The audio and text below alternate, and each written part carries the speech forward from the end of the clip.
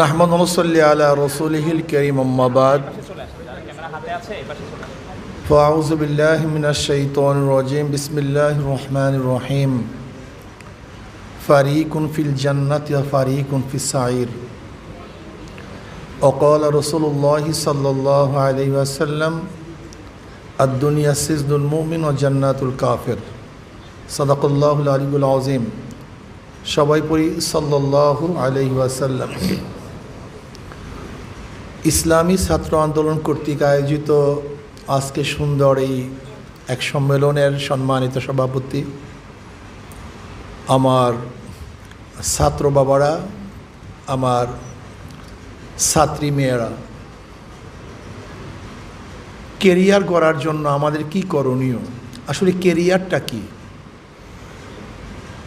পাশ্চাত্যদের career এক ধরনের, হিন্দুদের কেরিয়ার ভিন্ন ধরনের, খ্রিস্টানদের কেরিয়ার ভিন্ন ধরনের, মুসলমানদের কেরিয়ার অন্য ধরনের। যদি বলেন কেরিয়ার মানে খাওয়া বাঁচা, কিভাবে খাবো, কিভাবে বাঁচবো, এই কেরিয়ার অর্জন করতে চাই। এই খাওয়া বাঁচার কেরিয়ার তো আপনার চেয়ে আমার চেয়ে জানোয়ারের অনেক ভালো, কি কথা ঠিক না? আপনাকে আমাকে খাওয়ার জন্য, বাঁচার জন্য অনেক শিক্ষিত হতে হয়, কিন্তু কোনো জানোয়ারকে খাওয়া বাঁচার জন্য শিক্ষিত হতে হয় না। আপনি ঘর বানাবার জন্য যদি কেরিয়ার অর্জন করতে চান, আমাদের হাজারো চেয়ে বেশি গুণী বাবুই পাখি, একটা বাবুই পাখি তার ঘর বানাবার জন্য যেই পরিমাণ অভিজ্ঞতা অর্জন করেছে, আমার মনে হয় গোটা দুনিয়ার কোনো ইঞ্জিনিয়ার কাঁটা কম্পাস ব্যতীত, অস্ত্র ব্যতীত এত সুন্দর ঘর তৈরি করতে পারবে বলে আমার মনে হয় না। আপনি দেখেছেন একটা বাবুই পাখি, কাঁটা নাই, কম্পাস নাই, মেশিন নাই, পত্র নাই, তার ঘর তৈয়ারের ডিজাইনটা কত সুন্দর। যদি মনে করেন বিল্ডিং করার কেরিয়ার করতে চাই, তাহলে একটা বল্লা যেই পরিমাণের কেরিয়ার দিয়ে বিজ্ঞানিক পর্যায়ে তার বাসা তৈয়ার করছে, এই পর্যায়ে কোনো ইঞ্জিনিয়ার আছে বলে আমি মনে করি না। একটা মধু পোকা তার কেরিয়ার কিভাবে অর্জন করেছে আপনি কি দেখেছেন? যেই কেরিয়ারগুলির কথা আমরা বলি যে আমি একজন ভালো ইঞ্জিনিয়ার, আপনার চেয়ে হাজার গুণ ভালো ইঞ্জিনিয়ার একটা মৌমাছি। আপনি কি বিল্ডিংয়ের ডিজাইন করেছেন, এই বিল্ডিংয়ের ডিজাইনের মধ্যে দেখেন কত জায়গায় কত ভুল আছে, সব জায়গায় সমান নেই, অথচ এখানে কত অস্ত্র ব্যবহার করা হয়েছে, সরঞ্জামাদি ব্যবহার করা হয়েছে, এরপরে খাম্বা, খুঁটি, ওয়ালগুলি সবগুলির সাথে সময় মিল নেই। কিন্তু দেখবেন একটা মৌমাছির যে বাসার ছিদ্রগুলি, একটা ছিদ্রের মধ্যে আর একটা ছিদ্রের কোনো পার্থক্য নেই। একদিন চিন্তা করেছেন? এবং যেই জায়গায় মৌ রাখবে সেখানের মেটাল ভিন্ন, যেখানে নিজেরা থাকবে সেখানের মেটাল ভিন্ন, যেখানে পায়খানা করবে সেখানের মেটাল ভিন্ন। ওই মৌমাছির বাসার মধ্যে মৌ থাকলে সেটা পচবে না, নষ্ট হবে না, কি মেটাল ব্যবহার করা হয়েছে। আর কেরিয়ার বলতে কি বুঝি? যদি মনে করেন ভালো খাদ্য খাবো, তা আপনার চেয়ে আমার চেয়ে তো ভালো খাদ্য পাখিরা খায়, আমি ফরমালিনযুক্ত ফল খাই, ওরা ফরমালিন মুক্ত ফল খায়।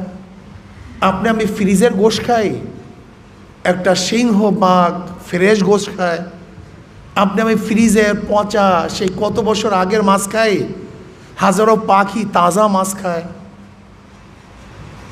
আসলে এখানে আমাদের গবেষণার বিষয় আছে। যদি বাচ্চা কিভাবে দেব এই কেরিয়ার করতে চান, আপনার চেয়ে আমার চেয়ে জানোয়ার অনেক বেশি বাচ্চা দেয়। যদি হায়াত বেশি পাওয়ার কেরিয়ার করতে চান, আপনার চেয়ে আমার চেয়ে হায়াত জানোয়াররা অনেক বেশি পায়। কথিত আছে একটা সাপ 350 বছর হায়াত পায়, একটা গুই সাপ 700 বছর হায়াত পায়, একটা কাঁচি 1000 বছর হায়াত পায়।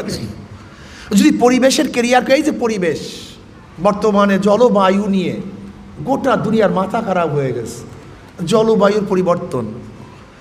অথচ আপনি কি দেখেছেন শীতের সময় সাইবেরিয়ার থেকে, অস্ট্রেলিয়ার থেকে সেই পাখিগুলি আমাদের দেশে পরিবেশে চলে আসে, ওকে কে গাইডলাইন দিয়েছে যে সেই বাংলাদেশ নামীয় একটা দেশ আছে, ভূখণ্ড আছে, যেখানে পরিবেশ আমাদের জন্য ভালো হবে?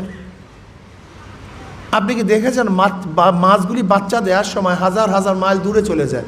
তিমি মাছ সম্পর্কে আপনারা জানেন, ইলিশ মাছ সম্পর্কে জানেন, যে যখন তারা বাচ্চা দেবে তখন সেখানে কোথায় চলে যায়। আমি এক কথা বলতে চাই, স্বাস্থ্য বাঁচা এবং খাদ্যের জন্য যদি আমরা কেরিয়ার অর্জন করতে চাই, আপনার চেয়ে আমার চেয়ে জানোয়ার অনেক গুণ আগানো, অনেক বেশি আগানো। আপনি দেখছেন বর্তমানে বন্যার আগাম খবর দেওয়ার জন্য আবহাওয়াবিদরা যেই পারদর্শী, তার চেয়ে জানোয়ারও অনেক বেশি পারদর্শী। ইন্দোনেশিয়া যেই সুনামি হয়েছিল, আপনাদের মনে আছে কিনা আমি জানি না, প্রায় 3.5 লক্ষের উপরে মানুষ মারা গেছে। সেই সুনামি খুব মারাত্মক। আবহাওয়াবিদরা সেই সুনামির আগাম খবর দিতে পারেনি, কিন্তু সমস্ত জানোয়ারগুলি কিন্তু সেখান থেকে চলে গিয়েছিল। পিঁপড়া কিন্তু ভূমিকম্প কখন হবে গোটা দুনিয়ার মধ্যে সবচেয়ে বেশি আগাম খবর দিতে হয় পিঁপড়া, ভূমিকম্পর আগে। একটা বাদুড় যত বেশি পরিমাণে অন্ধকারের খবর দিতে পারে। আপনি কি দেখেছেন একটা বাদুড়ের অবস্থা? আপনার বাগানে আপনি প্রতিদিন যান, সেই কলা গাছের বড়কের নিচে কলা পাকা আপনার চোখে ধরা পড়ে নাই, কিন্তু বাদুর উপর থেকে চলতেছে, তার চোখে ধরা পড়ছে। একটা কবুতর সে আটলান্টিক মহাসাগর 8 বার পাড়ি দিয়েছে। একটা কবুতরের চোখের পাওয়ার কত! ও উপর থেকে উড়ে, আমি কাছের থেকে ধান যেই পরিমাণের দেখি, ও কিন্তু উপর থেকে একই পরিমাণের ধানটা দেখতেছে। যাই হোক, আমি এই কথা বলতে চাই না, আমি বলতেছি কেরিয়ার বলতে কি। যদি খাওয়া বাঁচার কথা বলেন, আমাদের চেয়ে জানোয়াররা অনেক অনেক অগ্রসর আছে। তা আপনি কি অগ্রসর হয়েছেন? আসলে মূল ব্যাপারটা কি? মূল ব্যাপারটা হলো এই ফারিকুন ফিল জান্নাত ওয়া ফারিকুন ফিস সাইর। আমি সংক্ষিপ্তভাবে বলবো, যেহেতু সময় একেবারেই সংক্ষিপ্ত। ইমাম গাজালি রহমতুল্লাহ আলাইহি তিনি বলেছেন, আমার বোনেরা খুব, আমার মারা, আমার মেয়েরা খুব ভালো মতো শুনবেন কথাগুলি, আমার সন্তানরাও শুনবেন। ইমাম গাজালি রহমতুল্লাহ আলাইহি বলেন, আল্লাহ পাক তার কুদরত। ইমাম গাজালি সম্পর্কে তো জানেন, পাশ্চাত্য দার্শনিকরা তাকে কোন পর্যায়ের মনে করে। আসলে গাজালি সম্পর্কে আমাদের অনেকের আলোচনা নেই, অথচ গোটা দুনিয়ার পাশ্চাত্য ইউনিভার্সিটিগুলিতে কিন্তু ইমাম গাজালি রহমতুল্লাহ দর্শন করানো হয়। তাকে এত হাই থটে তারা নিয়ে গেছেন যা চিন্তাও করতে পারবেন না। এমনকি অনেক নাস্তিক দার্শনিকরা বলে ইমাম গাজালি বলছে আল্লাহ আছে, কাজে দ্বিতীয়বার আল্লাহ সম্পর্কে গবেষণা করার দরকার নেই। ইমাম গাজালি বলছে আল্লাহ আছে, আল্লাহ আছে, এই পর্যায়ে তাকে মনে করে। ইমাম গাজালি রহমতুল্লাহ আলাইহি বলেন যে আল্লাহ পাক তার কুদরাতে 3 ধরনের মাখলুকাত সৃষ্টি করেছেন। কয় ধরনের ভাই? 3 ধরনের। নাম্বার 1 জানোয়ার, নাম্বার 2 ফেরেশতা, নাম্বার 3 মানুষ। জানোয়ার, ফেরেশতা, মানুষ। আল্লাহ পাক জানোয়ারকে প্রবৃত্তি দান করছেন, চাহিদা দান করছেন, কিন্তু আকল জ্ঞান দান করেন নেই। যেমন একটা জানোয়ারের খানার, প্রস্রাব, পায়খানার, যৌনতার চাহিদা আছে, কিন্তু আকল নেই, জ্ঞান নেই। কোন জায়গায় পায়খানা প্রস্রাব করা উচিত, কি খাওয়া উচিত, কি খাওয়া উচিত না, এই জ্ঞান ওর মধ্যে নেই। যখনই মনে চাইছে খাওয়া শুরু করছে, এটা হালাল না হারাম, এটা আমার মালিকের না অন্য কাউর, এই চিন্তা জানোয়ারের নেই। হঠাৎ ওর পায়খানা প্রস্রাবের ব্যাগ আসছে, এটা মসজিদের সামনে না মসজিদ না আমার মালিকের মাথায় পড়বে, এই চিন্তা জানোয়ারের মধ্যে নেই। ওর ব্যাগ আসছে, কাজ সেরে ফেলছে। প্রস্রাব করবে রাস্তা নাকি প্রস্রাবের জায়গা, এই চিন্তা ওর মধ্যে নেই। ওর মধ্যে চাহিদা আছে, যৌনতার চাহিদা, বাজার না ঘাট, এটা হালাল না হারাম, এই চিন্তা ওর মধ্যে নেই। জানোয়ারের মধ্যে চাহিদা আছে, আকল নেই, জ্ঞান নেই। এর উল্টা ফেরেশতা। আল্লাহ পাক ফেরেশতাদের মধ্যে আকল দান করছেন, জ্ঞান দান করছেন, চাহিদা দান করেন নেই। তাদের খাওয়ার চাহিদা নাই, প্রস্রাবের চাহিদা নাই, পায়খানার চাহিদা নাই, আছে শুধু জ্ঞান। উভয় সমন্বয় মানুষ। আপনি কি চিন্তা করছেন মানুষ কি জিনিস? এই অবয়বের নাম মানুষ না,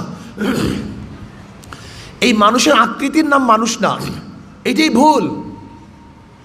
এই চক্ষু, এই কান, এই চেহারা, এই মাথা, এই হাত, এর নাম মানুষ না। যদি এই চেহারার নাম মানুষই বলেন, তা তা ফেরাউনের চেহারা কীরকম ছিল? এইভাবেই তো ছিল। নমরুদের এই একই আকৃতির ছিল, সাদ্দাদের এই একই আকৃতির চেহারা ছিল, কারুনের তো একই চেহারা ছিল।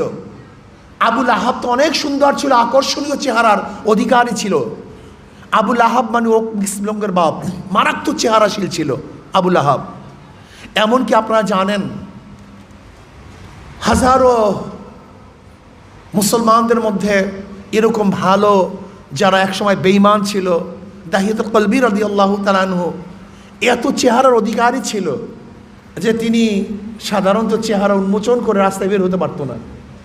মেয়েদের আশঙ্কায় এত চেহারা সহ্য করতে পারতো না মেয়েরা, এত মারাত্মক চেহারা ছিল তার, দাহিয়াতুল কলবি রাদিয়াল্লাহু। কিন্তু নিজের ঔরাট জাত 70টা সন্তান নিজে কবর দিয়েছিল, মেয়ে কন্যা। তার মানি এই চেহারার নাম মানুষ, এটা প্রথম বুঝতে হবে। মানুষ কিসের নাম? ইমাম গাজালির এই দর্শনটা মনে রাখবেন, উভয় সমন্বয় মানুষ। তার মানি আমাদের মধ্যে চাহিদাও আছে, কি আছে? জ্ঞানও আছে। কি আছে ভাই? চাহিদাও আছে, জ্ঞানও আছে। প্রসাবের চাহিদা আছে, আবার জ্ঞানও আছে কোন জায়গায় করা উচিত, কোন জায়গায় করা উচিত না। খাওয়ার চাহিদা আছে, আবার জ্ঞানও আছে হালাল না হারাম। যৌনতার চাহিদা আছে, আবার আমার মধ্যে জ্ঞানও আছে উচিত কি উচিত না। যেই মানুষ তার চাহিদাকে জ্ঞানের দ্বারা, মনে রাখবেন, যেই মানুষ তার চাহিদাকে জ্ঞানের দ্বারা কন্ট্রোল করতে পারবে, ওই মানুষটা ফেরেশতাদের চেয়ে দামি হয়ে যাবে। আর যেই মানুষটা তার চাহিদাকে তার জ্ঞানের দ্বারা কন্ট্রোল করতে পারবে না, আল্লাহ পাক কালামে পাকের মধ্যে ফরমান উলাইকা হুম শাররুল বারিয়া, ওইটা কুত্তা শিয়াল শুয়ারের চেয়ে খারাপ। এরা মানুষ না, মানুষ রূপী মানুষ।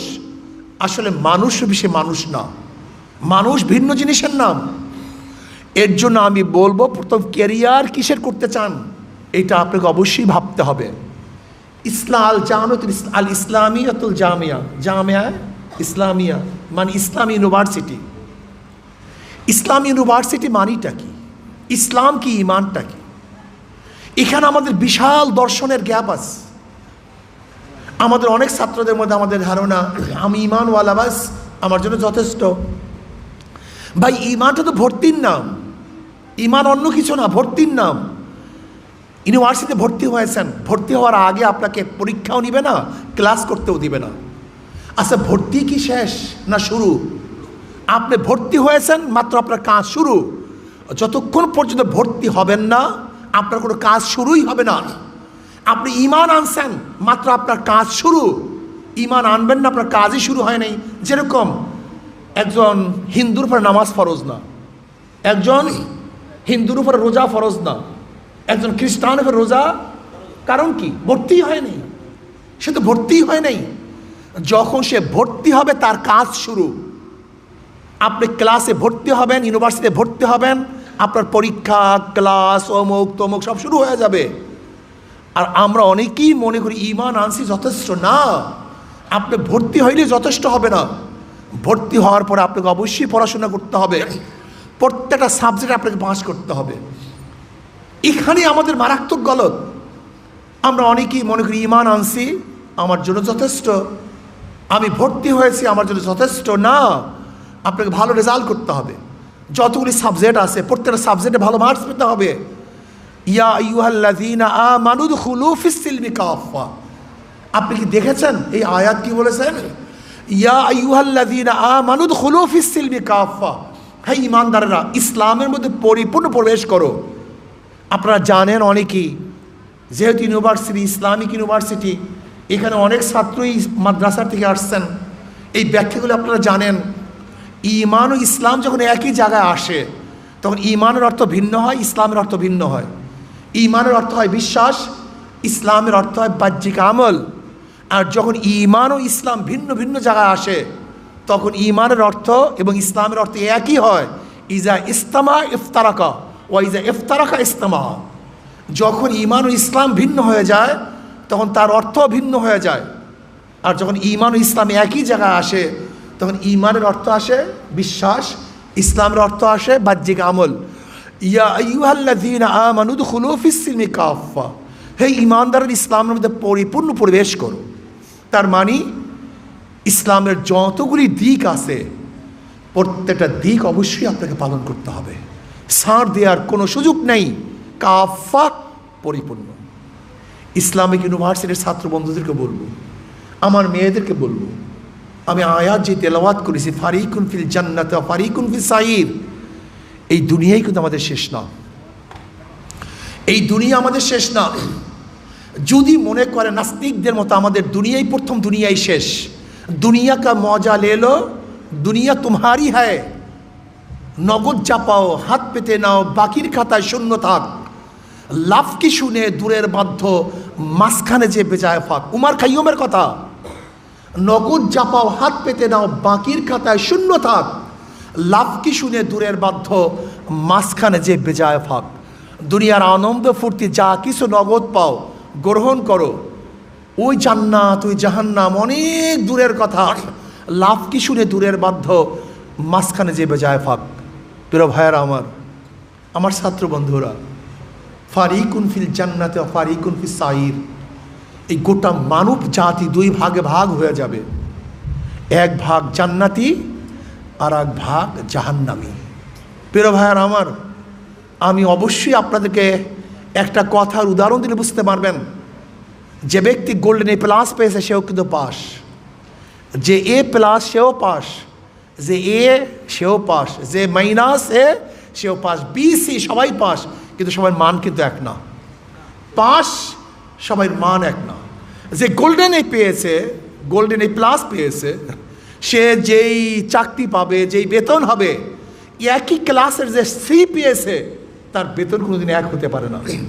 যেরকম দুনিয়ার মধ্যে ক্লাস ভিন্ন আছে, এই যে 8টা জান্নাত, 8টা জান্নাত শুনেন না, 8টা জান্নাত, 8টা জান্নাত কি শুনছেন না? কয়টা জান্নাত?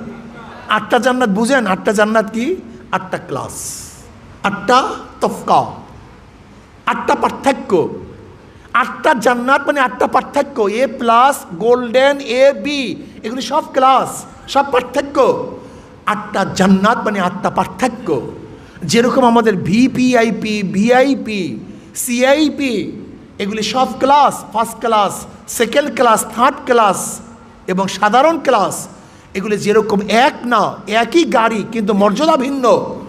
8টা জান্নাত জীবনভর শুনছেন, এই 8টা জান্নাত মানে 8টা ক্লাস, 8টা মর্যাদা। আপনি কি জানেন এই 8 মর্যাদার মধ্যে পার্থক্যটা কি? নবী আলী সালাত, 8টা জান্নাত মানে 8টা ক্লাস। 8টা ক্লাস কি আপনি কি জানেন? এক জান্নাতের মধ্যে আরেক জান্নাতের পার্থক্য। নবী আলী সালাতু ওয়াস সালাম ফরমান, এক জান্নাতের মধ্যে আরেক জান্নাতের মর্যাদার পার্থক্য, এক জান্নাতের মধ্যে আরেক জান্নাতের মর্যাদার পার্থক্য আসমান থেকে জমিন ঝাইয়ে পার্থক্য। এই আসমান থেকে জমিন ঝাইয়ে পার্থক্য, এইভাবে পার্থক্য। আমি এই কথা বলছি, আপনি ফেল করবেন বা ফেল করছেন, কিন্তু সি পেয়েছেন। আপনার বন্ধু গোল্ডেন এ প্লাস পেয়েছে, আপনার বন্ধু যেই চাকরি পাবে, যেই বেতন পাবে, যেই মর্যাদায় থাকবে, যে বাংলো পাবে, আপনি একই জায়গায়। এটা ভুল, এটা মাথা থেকে ছেড়ে ফেলে দেন। যদি তাই হইতে তো নবীরা এত সাধনা কেন করছেন? সমস্ত নবীরা সবচেয়ে বেশি সাধক, নবীদের চেয়ে বেশি সাধক কেউ নেই। আবু বকর রাদিয়াল্লাহু তো গোটা নবীদের পরে প্রথম মর্যাদা অর্জন করার কারণটা কি? সব কিছু বিলীন করে দিয়েছেন। ওমর ইবনে খাত্তাব রাদিয়াল্লাহু তো সমস্ত নবীদের পর দ্বিতীয় মর্যাদা অর্জন করার কারণটা কি? সব কিছু ত্যাগ করেছেন। আপনি কি জানেন আবু বকর তার অবস্থাটা সম্পর্কে সবাই জানেন। ওমর ইবনে খাত্তাব রাদিয়াল্লাহু তাআলা আনহু অর্ধজাহানের বাদশা, অর্ধজাহানের বাদশা, কিন্তু মৃত্যুর পরে তার জামার মধ্যে কয়টা তালি ছিল জানেন? 17টা তালি ছিল। 17টা তালি ছিল জামার মধ্যে। সব কিছু ত্যাগ করেছেন। ওসমান গনি মানি ধনী। আপনি কি জানেন মসজিদে নববীর যখন জমি ক্রয় করতে পারছিল না, কার টাকা দিয়ে মসজিদে নববীর জমি ক্রয় করা হয়েছিল? ওসমান রাদিয়াল্লাহু তাআলার টাকা দিয়ে। আপনি কি জানেন যখন কুফ ক্রয় করতে পারছিল না ইহুদিদের থেকে, তখন কয়েক ডবল বেশি টাকা দিয়ে ওসমান গনি রাদিয়াল্লাহু তাআলা আনহু সেই কুফ মুসলমানদের জন্য ওয়াকফ করেছিলেন। এদের ত্যাগ সবচেয়ে বেশি। আলী মুর্তজা সম্পর্কে জানেন এ কে ছিল? সর্বপ্রথম নবী আলী সালাত হেফাজতের জন্য যেই ব্যক্তি নিজেকে উৎসর্গ করেছিলেন তিনি আলী রাদিয়াল্লাহু তাআলা আনহু, আলী মুর্তজা রাদিয়াল্লাহু তাআলা আনহু। হিজরতের আগে নবী আলাইহিসসালাতু ওয়াস সালামের বিছানার মধ্যে কে শুয়েছিল? এই আলী রাদিয়াল্লাহু তাআলা। উনি জানতেন যে যখন নবীকে পাবে না তখন আমাকেই হত্যা করা হবে, ত্যাগ করেছিলেন। আমি প্রশ্ন করতে চাই ছাত্র বন্ধুরা, তুমি ভেবেছ আমি পাস করবো? শুনো না, একজন ভালো ছাত্র শুধু পাস করা কোনোদিন টার্গেট থাকতে পারে। যদি শুধু পাস করার টার্গেট করো ফেল করবা। এর জন্য গোল্ডেন এ প্লাস পাওয়ার চিন্তা করো। কমপক্ষে গোল্ডেন তো পাবাই, কমপক্ষে এ তো প্লাস পাবা। যদি এ প্লাস পাওয়ার চিন্তা করো কমপক্ষে তো এ পাবা। ঠিক আমরাও জান্নাতুল ফেরদাউসে যাওয়ার চিন্তা করলে আল্লাহ পাক কবুল করলে জান্নাতুল ফেরদাউসেও যেতে পারি, কমপক্ষে জান্নাতে যেতে পারবো। কিন্তু আমাদের মাথার মধ্যে ঢুকছে আমি ইমানওয়ালা, বাস আমার আর কিছুর দরকার নেই। আমার অঙ্ক সাবজেক্ট খারাপ হয় হোক, আমার ইংলিশ সাবজেক্ট খারাপ হয় হোক, আমি ইতিহাসে ভালো হবে না।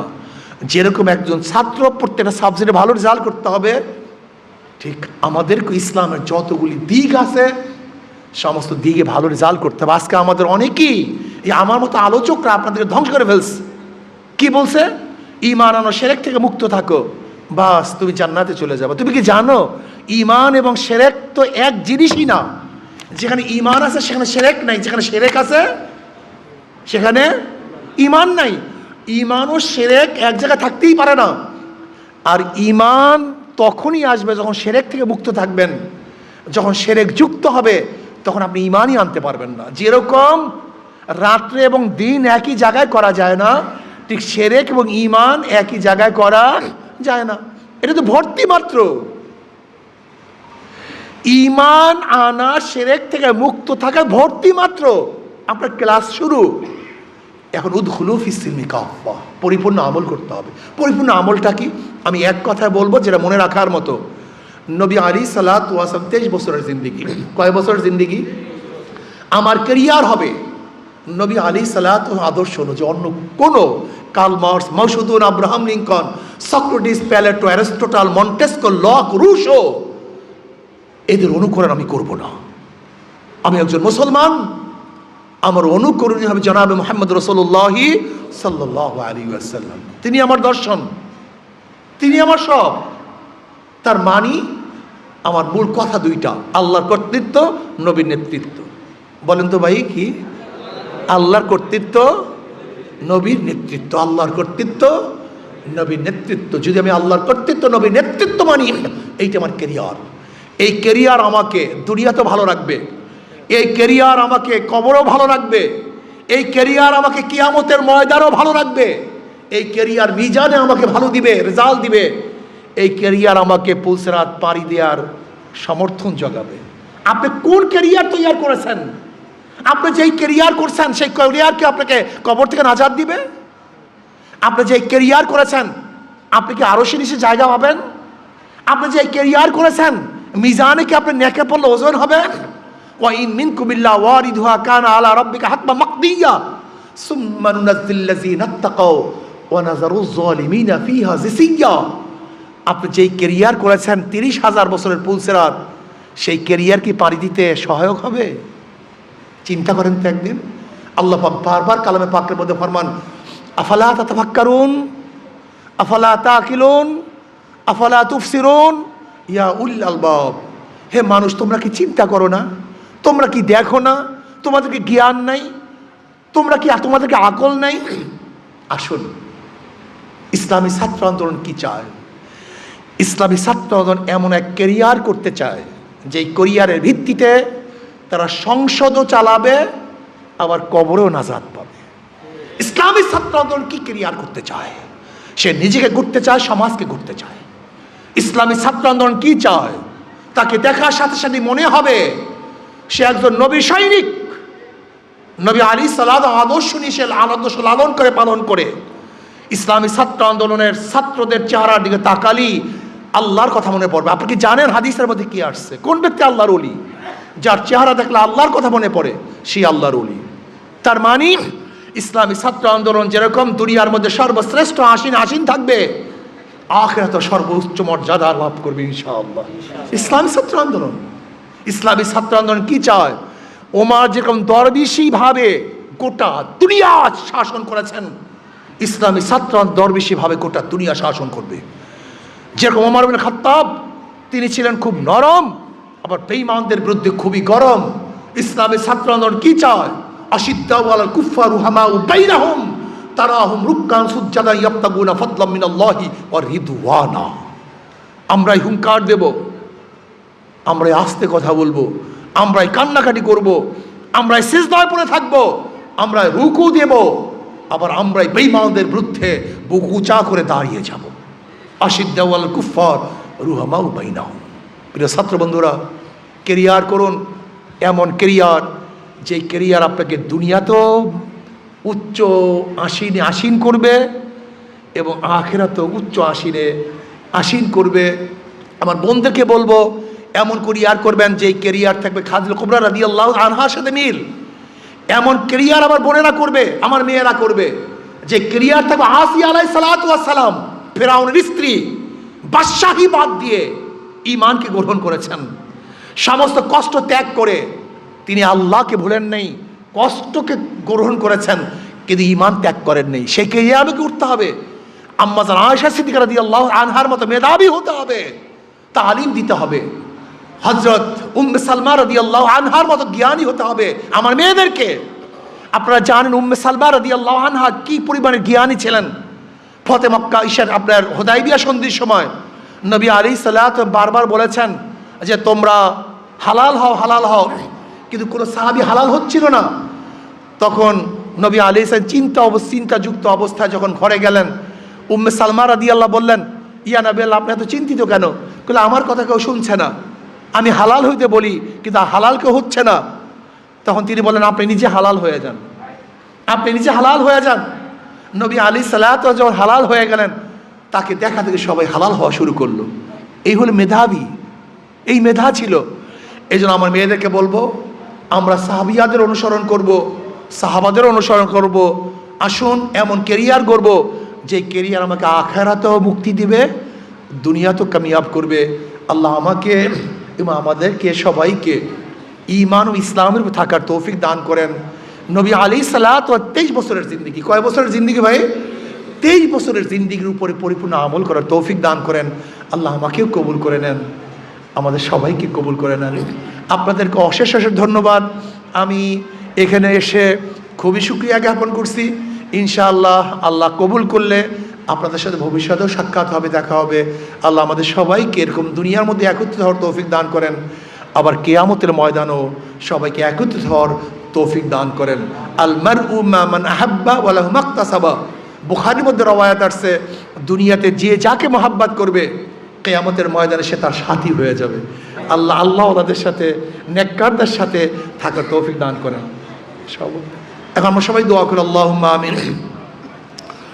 রব্বানা যালামনা আনফুসানা ওয়া ইল্লাম তাগফির লানা ওয়া তারহামনা লানাকুনান্না মিনাল খাসিরিন। রব্বানা আতিনা ফিদ দুনিয়া হাসানাতাও ওয়া ফিল আখিরাতি হাসানাতাও ওয়া কিনা আযাবান নার। আল্লাহ আমাদের সবাইকে মাফ করে দেন, আল্লাহ সবাইকে আপনি ক্ষমা করে দেন।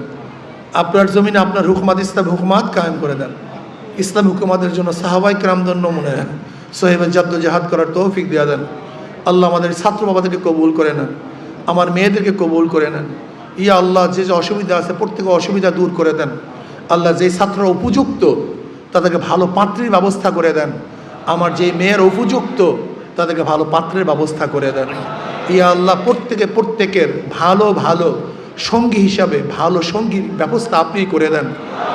ইয়া আল্লাহ আমাদের দাম্পত্য জীবনে আমাদের সবাইকে সুখ শান্তি দান করেন। আল্লাহ ইহকাল পরকাল আমাদেরকে কামিয়াব করে দেন। ইয়া আল্লাহ সব কিছু আপনাকে সুপর্দ করলাম, দয়া করে মায়া করে কবুল করে নেন। আল্লাহ কবরে নাজাত দিয়ে দিয়েন, কিয়ামতের ময়দান নাজাত দিয়ে দিয়েন। ইয়া আল্লাহ পুলসিরাত পার দিয়ে জান্নাতের ব্যবস্থা করিয়া দিয়েন। যত মুমিন মুমিনাত মুসলমান কবরে শুয়ে সবার কবরে আযাবকে মাফ করে দেন। খাস করে আমাদের শায়খ ও মুর্শিদের কবরকে জান্নাতের বাগিচা বানায়া দেন। রব্বির হামহুমা কামা রব্বায়ানি সগীরা। সুবহানা রাব্বিকা রাব্বিল ইজ্জাতি আম্মা ইয়াসিফুন ওয়া সালামুন আলাল মুরসালিন। আলহামদুলিল্লাহি।